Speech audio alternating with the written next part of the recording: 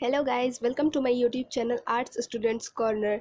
आज मैं आप लोग के लिए लेकर आई हूँ themes in Indian history part 1। जो बुक है हमारा क्लास 12th का हिस्ट्री का, उसका first chapter bricks beads and bones the Harappan civilisation.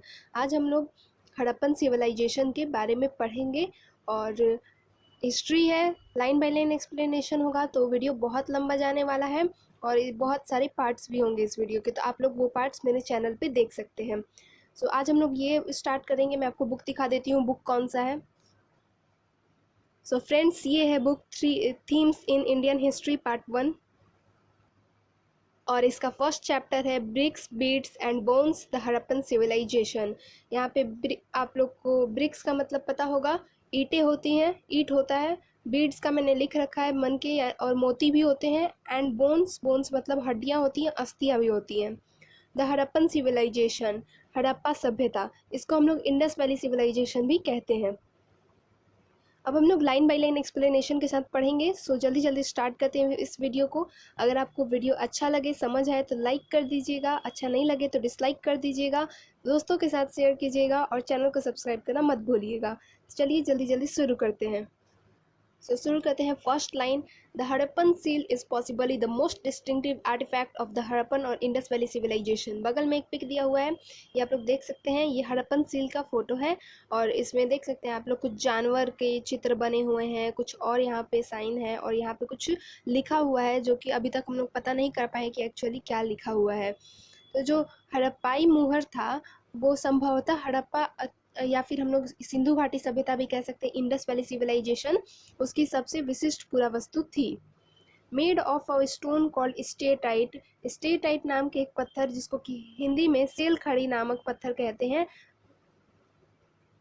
Seals like this one often contain animal motifs and signs from a script that remains undeciphered।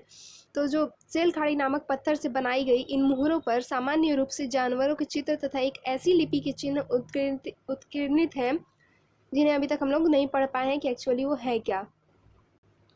Yet we know a great deal about the lives of people who lived in the region from what they left behind, their houses, pots, ornaments, tools and seals, in other words from archaeological evidence।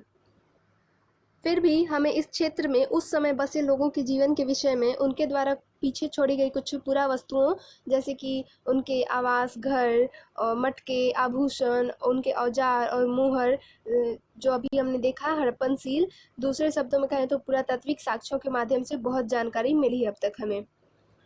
We will explore, let us see what we know about the Harappan civilisation and how we know about it. अब हम देखेंगे कि हम हड़प्पा सभ्यता के विषय में क्या और कैसे जानते हैं। We will explore how archaeological material is interpreted and how interpretations sometimes change। अब हम यह अन्वेषण करेंगे कि पुरातात्विक साक्ष्यों की व्याख्या कैसे की जाती है और इन व्याख्याओं में कैसे कभी कभी बदलाव आ जाता है।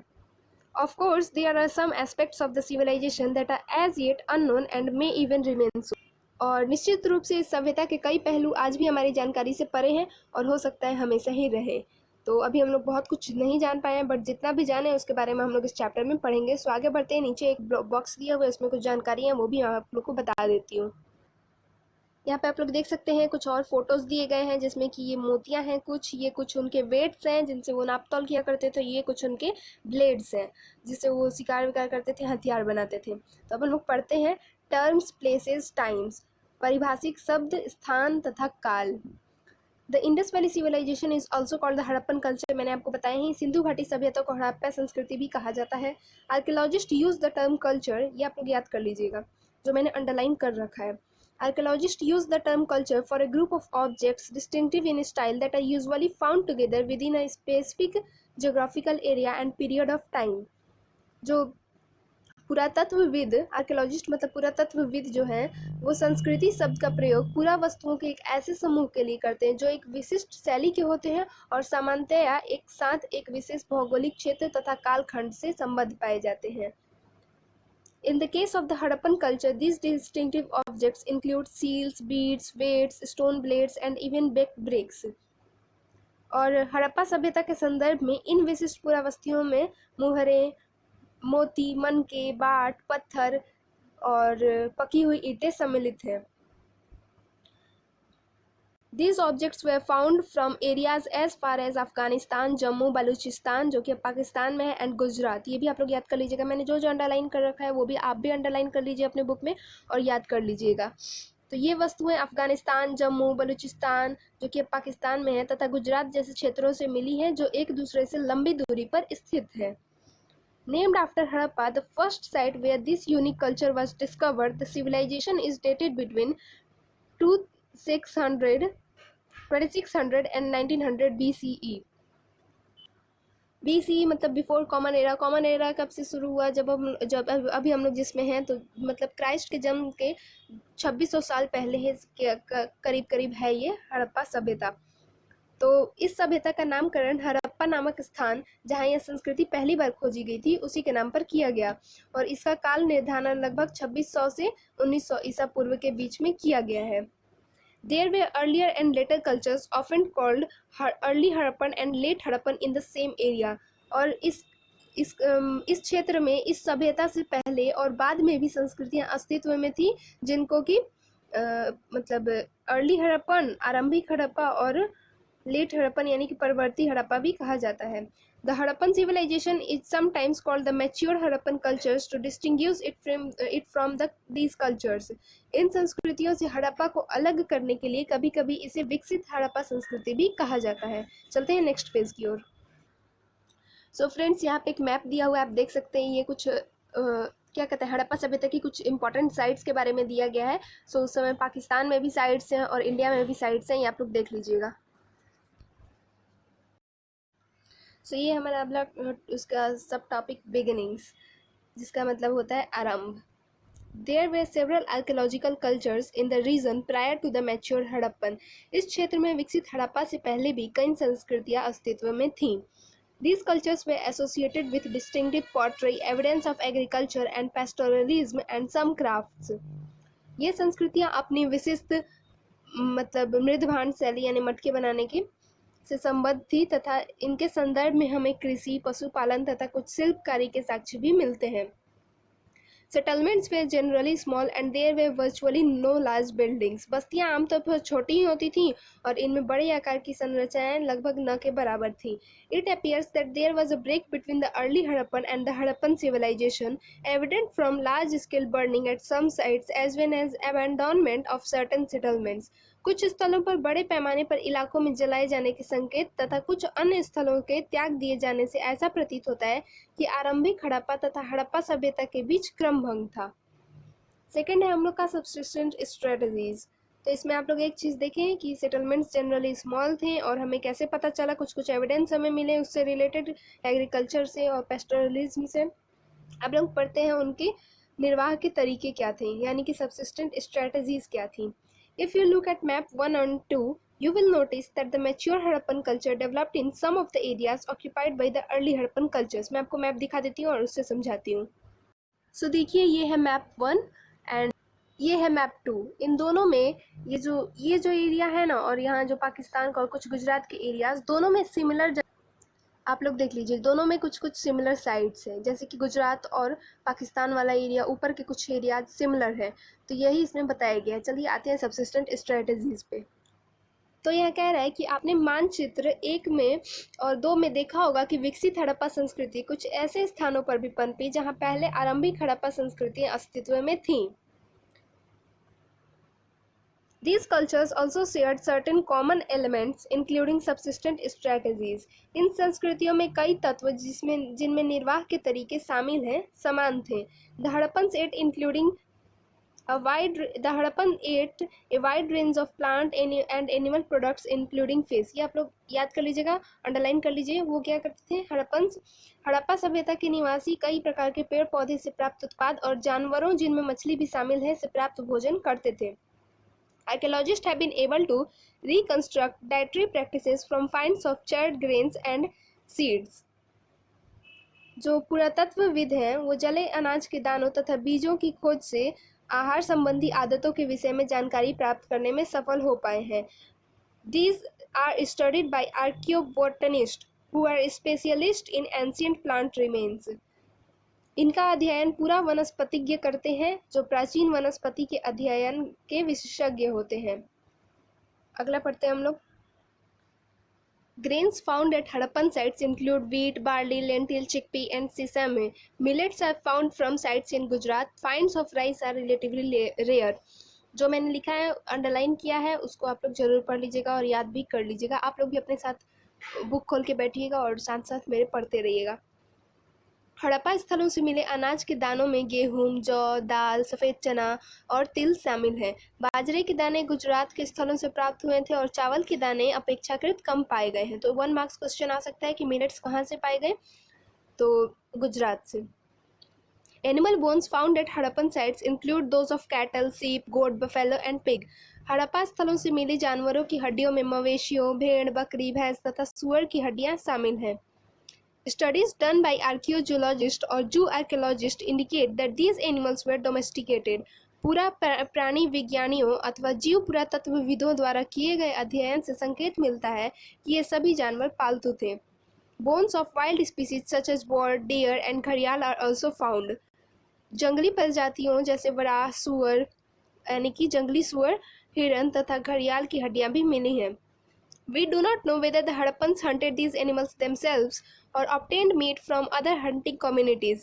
Bones of fish and fowl are also found. हम यह नहीं जान पाए हैं कि हड़प्पा निवासी स्वयं इन जानवरों का शिकार करते थे अथवा अन्य आखेटक समुदायों से इनका मांस प्राप्त करते थे। मछली तथा पक्षियों की हड्डियां भी मिली हैं। सो यहाँ आप लोग देख सकते हैं एक और पिक्चर दिया हुआ है। ये एक टेराकोटा बुल है। टेराकोटा क्या होता है? एक बर्न्ड क्ले होता है, एक मिट्टी होता है, ये आप लोग याद रखिएगा। और उससे बनाया गया है एक बुल। सो इससे भी हमें कुछ एविडेंस मिलते हैं, उसके बारे में अभी हम लोग पढ़ेंगे एग्रीकल्चरल टेक्नोलॉजीज में, जिसका मतलब है कृषि प्रौद्योगिकी।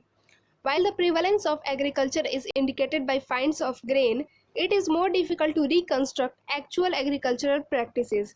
हालांकि अनाज के दानों से कृषि के संकेत मिलते हैं, पर वास्तविक कृषि विधियों के विषय में स्पष्ट जानकारी मिलना कठिन है। Where seeds broadcast scattered or on plowed fields? क्या जोते हुए खेतों में बीजों का छिड़काव किया जाता था? Representations on seals and terracotta sculptures indicate that bull was known, and archaeologists extrapolate from this that oxen were used for plugging. मोहरों पर किए गए रेखांकन तथा मृण्मूर्तियां यह इंगित करती हैं कि बैल के विषय में जानकारी थी और इस आधार पर पुरातत्वविद यह मानते हैं कि खेत जोतने के लिए बैलों का प्रयोग होता होगा। Moreover, terracotta models of the plough have been found at sites, ये भी आप लोग याद कर लीजिएगा, अंडरलाइन किया हुआ है, at the sites in Cholistan and at बनावली, हरियाणा। साथ ही चोलिस्तान के कई स्थलों और बनावली, जो कि अब हरियाणा में है, से मिट्टी से बने हल के प्रतिरूप मिले हैं। Archaeologists have also found evidence of plugged field at Kalibangan, Rajasthan, associated with early Harappan levels. The field had two sets of furrows at right angles to each other, suggesting that two different crops were grown together. फुरो मतलब हल रेखा होती है, मैंने बगल में लिख रखा है, आप लोग देख लीजिएगा, आप लोग भी नोट डाउन कर लीजिएगा। तो इसके अतिरिक्त पुरातत्वविदों को कालीबंगन नामक स्थान पर जोते हुए खेत के साक्ष्य मिले हैं, जो आरंभिक हड़प्पा स्तरों से संबंधित है। इस खेत में हल रेखाओं के दो समूह एक दूसरे को समकोण पर काटते हुए विद्यमान थे, जो दर्शाते हैं कि एक साथ दो अलग अलग फसलें उगाई जाती थी। Archaeologists have also tried to identify the tools used for harvesting. पुरातत्वविदों ने फसलों की कटाई के लिए प्रयुक्त औजारों को पहचानने का प्रयास भी किया है। Did the Harappans use stone blades set in wooden handles or did they use metal tools? क्या हड़प्पा के लोग लकड़ी के हाथों में बिठाए गए पत्थर के फलकों का प्रयोग करते थे या फिर वे धातु के औजारों का प्रयोग करते थे? आइए देखते हैं। Most Harappan sites are located in semi-arid lands where irrigation was probably required for agriculture. Traces of canals have been found at the Harappan site of Sortugai in Afghanistan but not in Punjab or Sindh. अधिकांश हड़प्पा स्थल अर्ध शुष्क क्षेत्रों में स्थित हैं, semi arid regions यानी कि अर्ध शुष्क। तो अधिकांश हड़प्पा स्थल अर्ध शुष्क क्षेत्रों में स्थित हैं, जहां संभवतः कृषि के लिए सिंचाई की आवश्यकता पड़ती होगी। अफगानिस्तान में सोतुगई नामक हड़प्पा स्थल से नहरों के कुछ अवशेष मिले हैं, परंतु पंजाब और सिंध में नहीं मिले हैं। It is possible that ancient It is possible that ancient canals silted up long ago. It is also likely that water drawn from wells was used for irrigation. Besides, water reservoirs found in Dholavira, Gujarat may have been used to store water for agriculture. ऐसा संभव है कि प्राचीन नगर नहरें बहुत पहले ही मतलब भर गई होंगी। वो कुछ उनमें कुछ हुआ होगा, जैसे नेचुरल कैलेमिटीज़ के कारण वो भर गई होंगी। और ऐसा भी हो सकता है कि कुओं से प्राप्त पानी का प्रयोग सिंचाई के लिए किया जाता हो। इसके अतिरिक्त धौलावीरा गुजरात में मिले जलाशयों का प्रयोग संभवतः कृषि के लिए जल संचयन हेतु किया जाता था। बगल में आप देख सकते हैं कुछ स्टोन टूल्स का फोटोज दिया हुआ है। सॉरी, स्टोन टूल्स नहीं, कॉपर टूल्स का। तो आप देख सकते हैं वो लोग ऐसे औजार बनाते थे और ये हमें मिले हैं। और यहाँ पे क्वेश्चन दिया हुआ है, do you think this tools could have been used for harvesting? इसका आंसर आप लोग कमेंट सेक्शन में जरूर बताइएगा। ये जो बॉक्स देख रहे हैं आप लोग, इसमें बताया गया है कि कुछ सिलवट टाइप का भी मिला था और सिलवट में वो लोग कुछ ग्राइंडिंग और मसाला पीसने वगैरह का काम करते थे। तो देखिए यहाँ पे एक फ़ोटो भी दिया हुआ है। ये तो ये सिलवट का हो गया वो लोढ़ा, और ये उसका पत्थर जिस पे पीसते हैं। यहाँ पे एक रिजर्वायर के बारे में दिया हुआ है धौलावीरा का, हो सकता है इससे वो लोग इरिगेशन यूज़ करते थे। तो आप लोग देख सकते हैं वो लोग कितने मतलब वेल प्लान्ड एकदम थे, हर चीज़ का उन्होंने प्लानिंग किया था और बहुत अच्छा। इसके आगे हम लोग पढ़ेंगे मोहनजोदारो के बारे में, जो कि एक बहुत ही इंपॉर्टेंट साइट है हड़प्पन कल्चर का। और फिर हम लोग कुछ सोशल डिफरेंसेस, क्राफ्ट प्रोडक्शंस, ये सब से रिलेटेड कुछ कुछ पढ़ेंगे आगे की पार्ट में। मतलब इस वीडियो के अगले पार्ट में हम ये सारी चीज़ें पढ़ेंगे। अभी इस वीडियो को यहीं ख़त्म करते हैं। आई होप आप लोग को वीडियो अच्छा लगा होगा और सारी चीज़ें अच्छे से समझ आई होंगी। कोई डाउट होगा तो कमेंट सेक्शन में ज़रूर पूछ लीजिएगा। Thank you for watching the video.